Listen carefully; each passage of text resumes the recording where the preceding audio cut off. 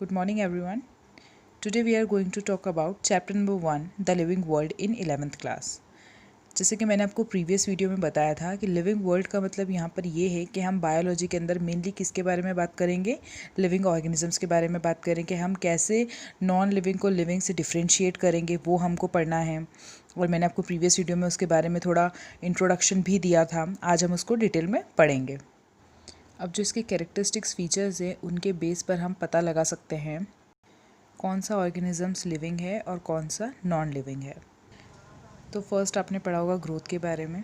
किसी भी ऑर्गेनिजम्स का साइज़ में ग्रोथ होना, वेट में, हाइट में, ठीक है, ग्रोथ करना, तो उस बेसिस पर आप पता लगाते हो कि उस ऑर्गेनिजम्स के अंदर ग्रोथ हो रही है। तो ये एक फैक्टर है, ये कैरेक्टरिस्टिक्स है लिविंग ऑर्गेनिज्म की। अब हम कैसे डिफ़ाइन करेंगे ग्रोथ को? तो बेसिकली ग्रोथ जो है वो क्या है, इरिवर्सिबल प्रोसेस है, ठीक है, जो कि वापस रिवर्स नहीं हो सकती है।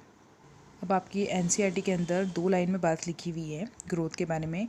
It includes increase in height and increase in number of cells and mass. अगर हम कोई एक्सेप्शन के बारे में बात करें या कि सिर्फ और सिर्फ ग्रोथ के ऊपर बात करें कि अगर किसी ऑर्गेनिजम्स की ग्रोथ हो, ठीक है, तो ये मीन्स अगर सिर्फ ग्रोथ को हम कैरेक्टरिस्टिक्स फीचर्स माने तो हमारा आंसर गलत हो सकता है। अब ये कैसे पता चलेगा, हम एग्जांपल के थ्रू समझते हैं। चलिए देखिए, आपके सामने एक स्नो माउंटेन है, ठीक है। अब मैंने तो कहा कि जो ग्रोथ है वो इरिवर्सिबल प्रोसेस है, ठीक है। तो अगर आज का टेम्परेचर 42 डिग्री सेल्सियस है तो भाई कल का हो सकता है 52 डिग्री सेल्सियस हो टेम्परेचर, या 55 हो जाए। तो क्या ज़रूरी है कि आज इस स्नो माउंटेन की जितनी हाइट है वो कल भी वही रहे? नहीं, ऐसा नहीं होगा। क्यों? क्योंकि वो बर्फ़ से मिलकर बनी है, इसलिए टेम्परेचर इंक्रीज़ होने पर इसकी हाइट क्या हो जाएगी, डिक्रीज़ हो जाएगी। अब मान लीजिए किसी व्यक्ति की हाइट है 5.2, तो क्या नेक्स्ट डे उसकी हाइट क्या सिर्फ 5 हो जाएगी क्या? नहीं। क्यों? क्योंकि ये इरिवर्सिबल प्रोसेस है, ठीक है, अंडरस्टैंड। पर जो स्नो माउंटेन है, यहाँ पर एक एक्सेप्शन केस है। क्यों? क्योंकि यहाँ पर जो स्नो माउंटेन है वो रिवर्स प्रोसेस हो रही है उसमें, अंडरस्टैंड। तो लिविंग कैरेक्टरिस्टिक्स में जो हमने सबसे पहला फीचर जो पढ़ा था वो क्या पढ़ा था हमने? ग्रोथ। आई होप आपको समझ में आ रहा होगा। अब अगर मैं बात करूँ कि जो ग्रोथ है वो अलग अलग तरीके से भी हो सकती है। अब वो 2 तरीके से हो सकती है, या तो वो इंटरनल होगी या तो वो एक्सटर्नल होगी। इंटरनल का मतलब क्या है? कोई भी लिविंग ऑर्गेनिजम्स है उसके अंदर अगर सेल्स इंक्रीज़ हो रहे हैं, मास इंक्रीज़ हो रहा है, तो वो क्या हुई? इंटरनली ग्रोथ हुई। इंटरनल ग्रोथ का मतलब आपको समझ में आ गया होगा, हमारी बॉडी की इंटरनली जितनी भी ग्रोथ होती है वो भी एक तरीके की ग्रोथ है, अंडरस्टैंड, जिसको हम बोलते हैं इंटरनल ग्रोथ। अब एक्सटर्नल की बात करें तो जैसे कि मैंने भी आपको एग्जांपल दिया स्नो माउंटेन का। इसके अंदर क्या हुआ, बर्फ़ उसके मतलब माउंटेन के सरफेस पे आके कलेक्ट होती गई। ओके, तो एक्सटर्नल ग्रोथ में हम किसका एग्जांपल लेंगे? स्नो माउंटेन का एग्जांपल लेंगे। तो हम किसके बारे में पढ़ रहे हैं? मेनली लिविंग ऑर्गेनिजम्स के बारे में पढ़ रहे हैं।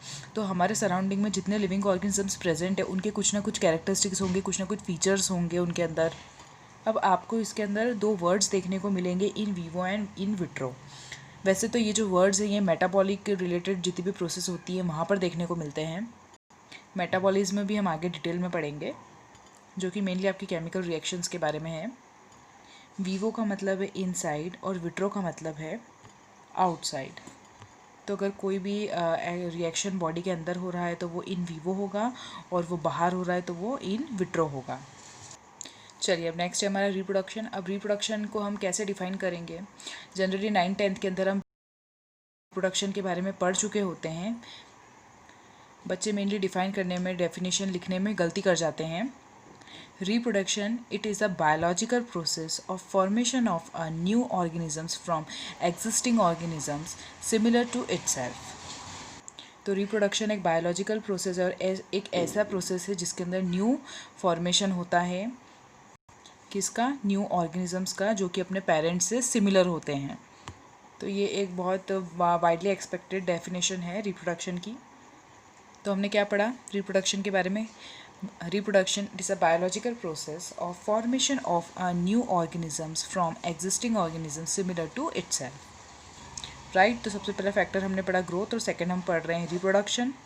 अब क्वेश्चन ये है कि हम सबको पता है लिविंग ऑर्गेनिजम्स क्या करते हैं? रिप्रोडक्शन करते हैं और न्यू ऑर्गेनिजम्स का फॉर्मेशन करते हैं या प्रोड्यूस करते हैं। अब इसमें कुछ ऑर्गेनिजम्स ऐसे भी तो होते हैं कि जो रिप्रोडक्शन कर रहे हैं, जो ऑफस्प्रिंग मतलब जो बच्चे पैदा कर रहे हैं, तो वो हो सकता है कि वो अपने पेरेंट्स से सिमिलर ना हो, वो अपने पेरेंट्स जैसे ना दिखते हों। ह्यूमन बीइंग के केसेस में तो यही होता है, क्या हम हमारे फादर से, क्या हम हमारी मदर से क्या 100% सिमिलर होते हैं।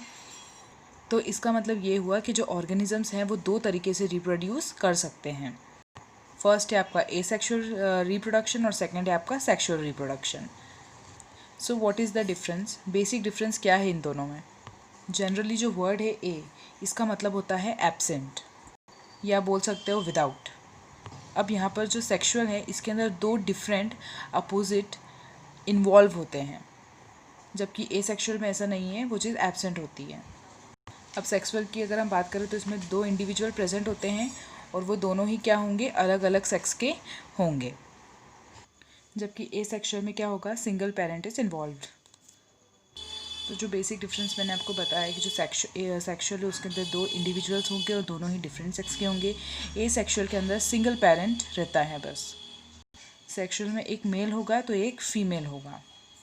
तो अब क्या होगा, जब मेल और फीमेल दोनों ही इंडिविजुअल्स प्रेजेंट हैं तो वो दोनों ही अपने अपने गैमेट्स को प्रोड्यूस करेंगे। Now what are gametes?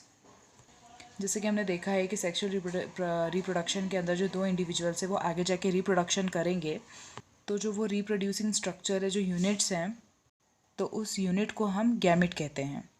तो गैमेट क्या करेगा, हेल्प करेगा न्यू इंडिविजुअल की फॉर्मेशन में।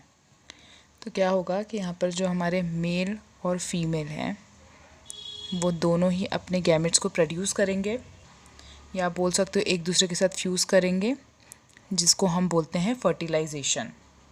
फर्टिलाइजेशन का मतलब ये होता है कि मेल गैमेट और फीमेल गैमेट का आपस में फ्यूज़ करना, और जब ये दोनों ही फ्यूज़ होंगे तो एक डिप्लॉइड सेल की फॉर्मेशन होती है जिसको हम जाइगोट कहते हैं। तो अब जो डिप्लॉइड वर्ड मैंने जो यहाँ पर यूज़ किया है उसका मतलब क्या है? सभी ह्यूमन बींग्स के अंदर हर सेल के अंदर एक specific number of chromosomes present होते हैं। हम जानते हैं कि क्रोमोसोम्स किसी भी जेनेटिक इन्फॉर्मेशन को, जीन्स को कैरी करेगा एक पेरेंट से उसकी नेक्स्ट जनरेशन तक। तो यहाँ पर जो ये n नंबर है ये नंबर ऑफ़ क्रोमोसोम्स को रिप्रेजेंट कर रहा है, और जो यहाँ पर 2n है ये डबल नंबर ऑफ़ क्रोमोसोम्स को रिप्रेजेंट कर रहा है।